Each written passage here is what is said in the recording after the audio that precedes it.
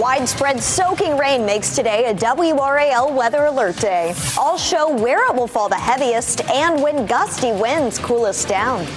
Breaking news, former North Carolina Governor Jim Hunt has died at 88 years old. We're getting brand new reaction to his passing and new insight into his political legacy. Then, new information on a plane crash in Iredell County that killed former NASCAR driver Greg Biffle and his family.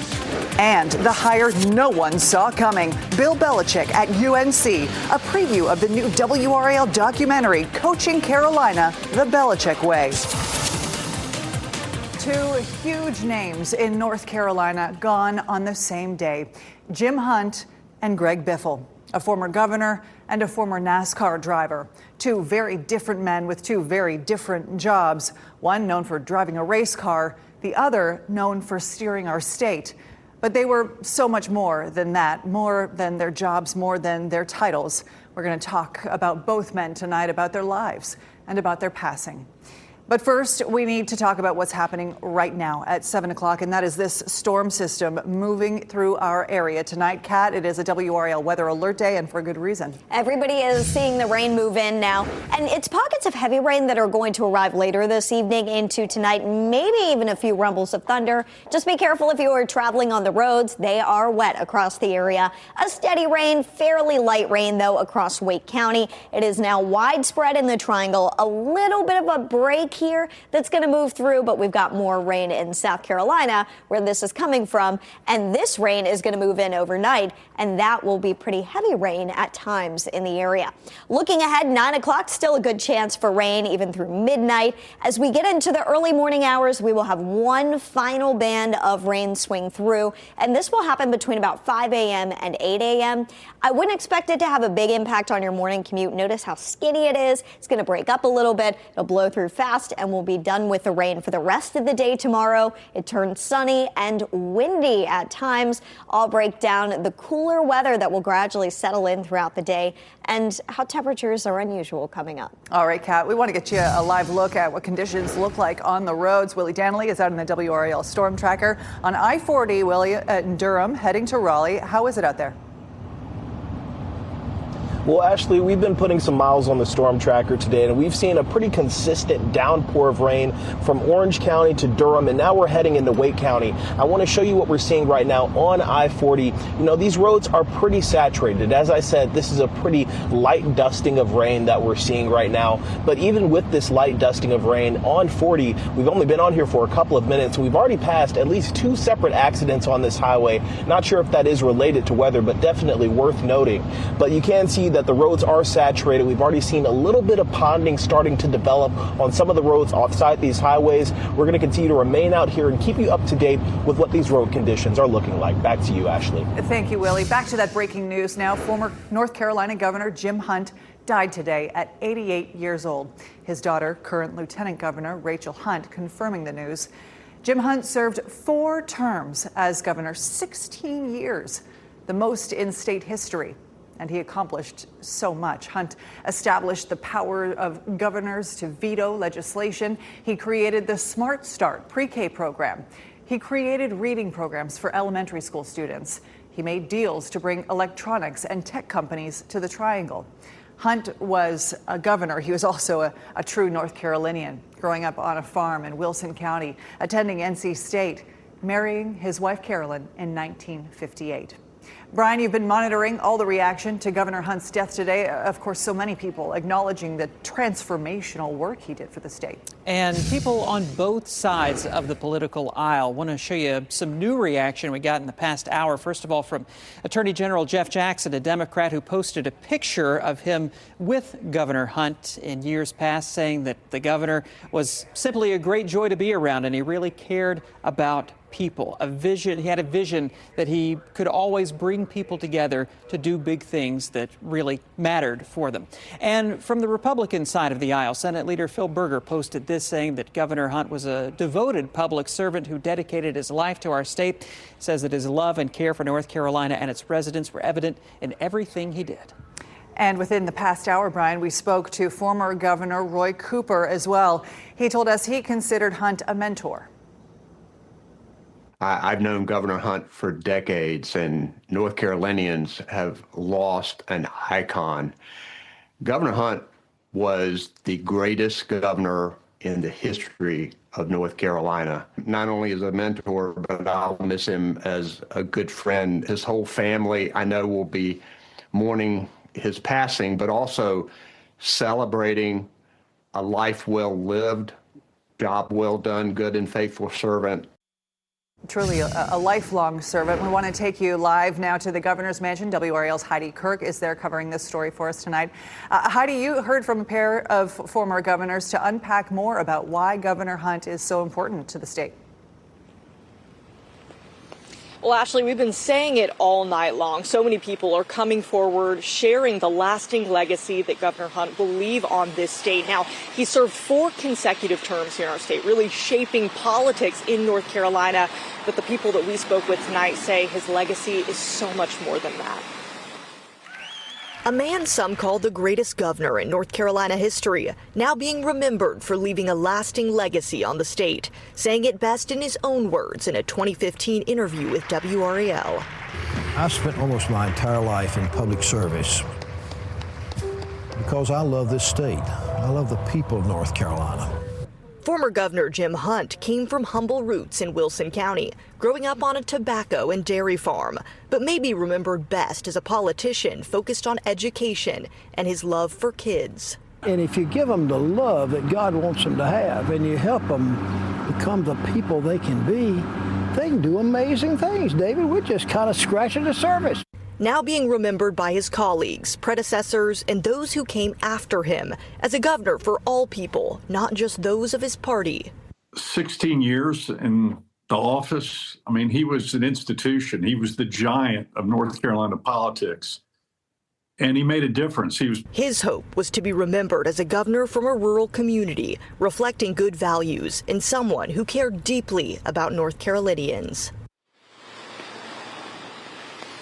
Those reactions just keep pouring in. In fact, every single time I check my social media, you just see more people commenting on this. Coming up at 10 and 11, we'll have more reaction.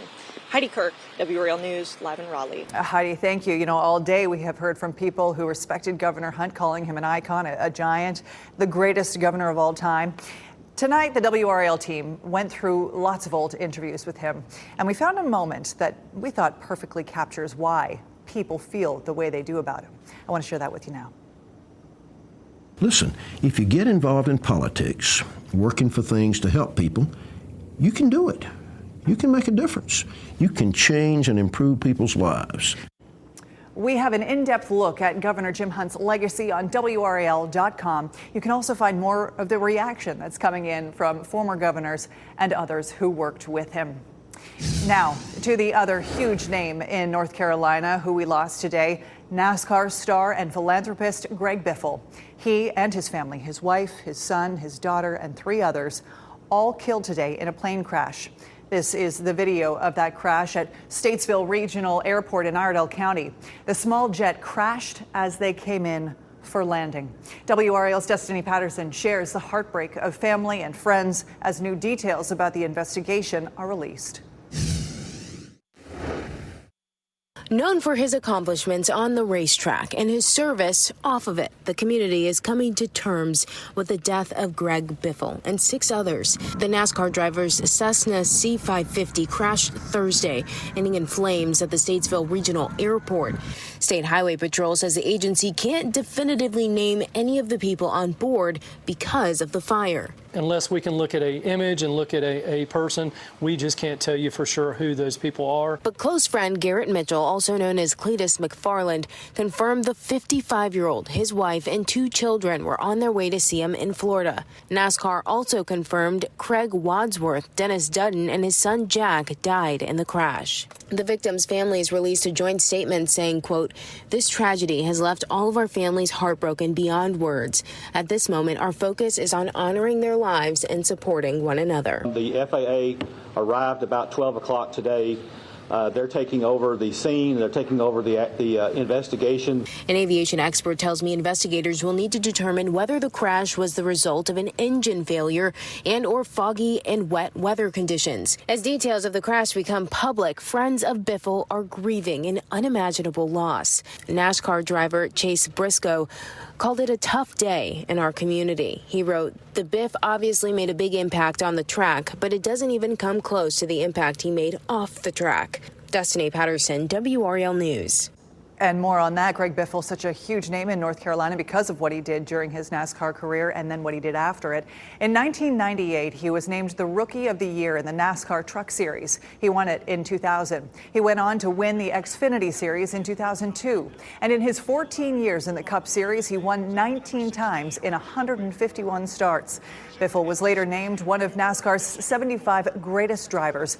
He had an incredible career, but he was an equally incredible person. After Helene devastated Western North Carolina, he jumped in to help. He flew supplies into the region. He secured hundreds of Starlinks to connect people to the internet. He was also the one who rescued the man who you just saw, who was holding a mirror to get anyone's attention. We interviewed him about this at the time. So what I would do when I would land in my helicopter, I'd get my Starlink out and allow all the local people that are isolated to make phone calls to their loved ones and friends and family. And you wouldn't believe the difference it makes. You see the look on these people's face. Oh, we have more reaction from the NASCAR world and all updates in the crash investigation over at WRAL.com. Brian? Ashley, some breaking news out of Washington. It is official. The federal government now fully recognizes North Carolina's Lumbee tribe. This is a live look at the White House, where just a little while ago, President Trump signed that wide-ranging Pentagon funding bill, and part of that bill was full federal recognition for the Lumbee tribe.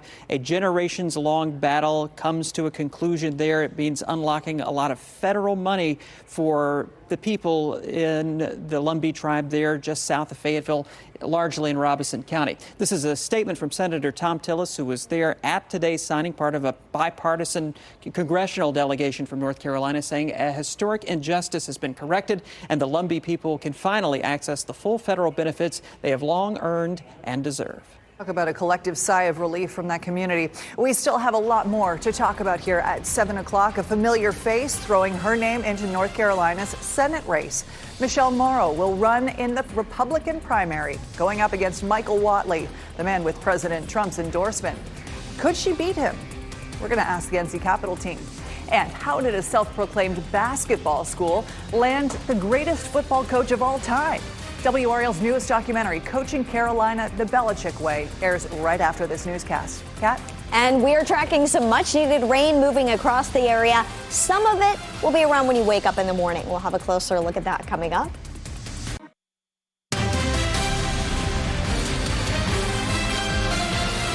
A familiar name is jumping into the race for our state's open Senate seat. Michelle Morrow launched her campaign today, joining a field of Republicans seeking to win the primary in March. You may remember Morrow. She ran for state superintendent last year, losing to Mo Green. She ran on a platform that focused on ending the teaching of, quote, woke ideology to children. She also faced criticism for attending the January 6th rally in 2021. She has an uphill battle ahead of her, especially since her Republican opponent has the endorsement of President Trump. I talked with WRAL state government reporter Will Doran about Morrow's chances. Will, appreciate your insights here. First question is, why is Michelle Morrow running against a big name in Michael Whatley? Well, you wouldn't run for a race if you don't think that you can win. She clearly thinks she can win, and she has some success winning GOP primaries in the past. So this isn't a totally crazy idea. And she had actually thought about running for this race back before Tillis dropped out. She had talked about possibly primarying Tom Tillis. So this isn't just a snap decision coming from her. Does she actually have a shot here? You know, I think you could make a good argument for it. Obviously, Michael Whatley has President Trump's endorsement, and that is huge in a Republican primary. But Just last year, Michelle Morrow knocked off a Republican incumbent in the primary for superintendent of schools. And then in November, 2 million people here in North Carolina voted for her to be in charge of our public schools. So it's not like she has no support as a no-name candidate. People know who she is. She's got some support. Even though she didn't win that schools race, still millions of people did want to see her in office. So now we've got a field of candidates on the GOP side for this Senate seat. What about against Roy Cooper and the Democratic side? There are some candidates against Roy Cooper. No big names like we've seen on the Republican side come in. Right now, Cooper is definitely the front runner. However, candidate filing isn't over yet. It ends tomorrow. There's still time for people to jump into that race if they want. We'll obviously be following that as it ends. A huge race that's going to be watched nationwide. Will, Yes. Thank you. Today is the day we officially have Christmas on our 7-day forecast. I want to show you a quick preview before we get to the radar. 63 Christmas Eve, 61 on Christmas. Both days look partly cloudy at this point. But let's get to the rain now. Rain is continuing to move through the area tonight. It's a steady rain, but a relatively light rain out there. In Raleigh, we have light rain covering most of Wake County, but I want to point out closer to Lillington, we've got a bit of a break in the rain. That will briefly move through Wake County, but there's more rain where this is coming from, and we'll continue to see more rain move into tonight. Some steady rain rolling through Henderson right now, Lake Gaston and Rocky Mount. A brief break in Fayetteville coming to an end at the moment. Goldsboro seeing steady rain, and Sanford more rain moving through. We need the rain. The drought monitor was updated today, and it shows that we're in a moderate drought across our area. The moderate drought continues today, and we could see that grow if we don't see any more notable rain in the coming weeks. Tomorrow, an interesting temperature pattern that I want to point out. We're going to see the rain continue tonight. We'll see the rain early tomorrow morning, but you'll wake up to temperatures in the low 60s, and then temperatures gradually back off throughout the day. So it's actually going to be cooler in the afternoon than in the morning. Still not all that bad, though. Temperatures will be in the mid 50s, but that's going to come with some strong winds. We're talking about winds gusting 30 to 35 miles per hour. Make sure you secure your outdoor decorations. Winds will be pretty steady around 10 to 15 miles per hour throughout the day, and we'll see the gusts to about 30 miles per hour as well. Futurecast for tonight showing temperatures hold pretty steady in the upper 50s to lower 60s at 9 o'clock. Later tonight is when we could see some bands of heavier rain move in, though I think this model is a bit overdone in the intensity of the rain.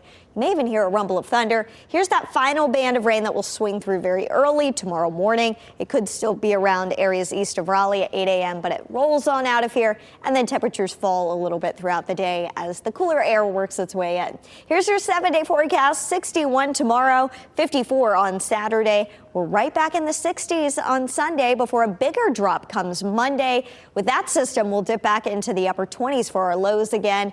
Tuesday, we do have a small chance for rain. We'll keep an eye on that. And by the middle of next week, we begin to warm up just in time for the holiday. Santa arrives, of course, Wednesday night into Thursday. We'll have a lot more clouds overnight, so luckily, he's got Rudolph. We're all set, Ashley. We are all set. Nice mild temperatures too, Kat. WRAL's newest documentary airs tonight. It's about Bill Belichick, how UNC brought him to Chapel Hill, and why the season did not go the way that everybody hoped. Tonight's One Last Thing is right after the break.